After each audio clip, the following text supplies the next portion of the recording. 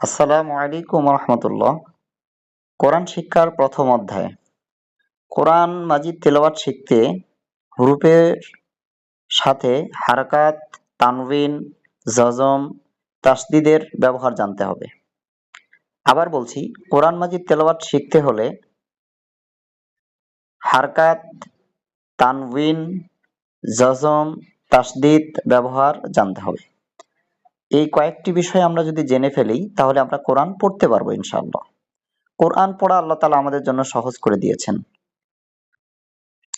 হরফ মোট ২৯টি।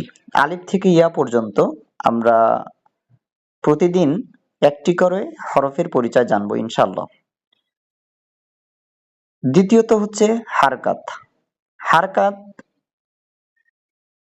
এটার নাম হচ্ছে জবর, এটার নাম হচ্ছে জের, এটার নাম হচ্ছে পেশ।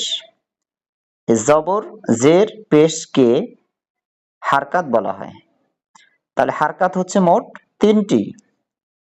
আবার বলছি, জবর, জের, পেশ কে হারকাত বলা হয়। হারকাত মোট ৩টি। এবার আসুন তানভিন। ২ জবর, ২ জের, ২ পেশকে তানভিন বলা হয়। তানভিন হচ্ছে ৩টি। এইরকম চিহ্নকে, এই চিহ্নটিকে জজম বলা হয়। জজম হচ্ছে ১টি। এই চিহ্নটিকে তাসদিদ বলা হয়। তাসদিদ হচ্ছে ১টি। মাদের হরফের সাহায্যকারী ৩টি। খাড়া জবর, জবর অনেক সময় খাড়া হয়ে যাবে। খাড়া জের, উল্টা পেশ।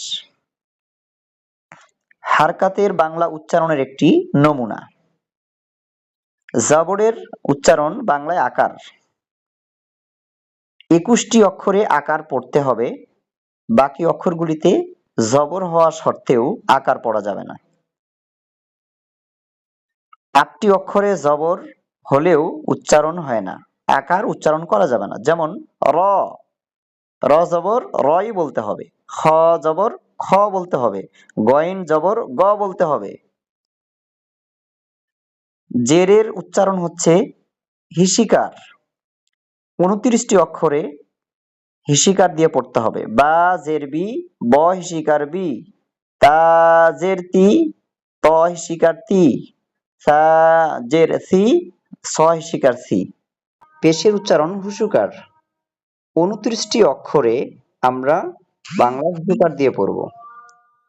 যেমন বা পেশ বু, ব হুসুকার বু, তা পেশ তু, ত হুসুকার তু, সা পেশ সু, স হুসুকার সু।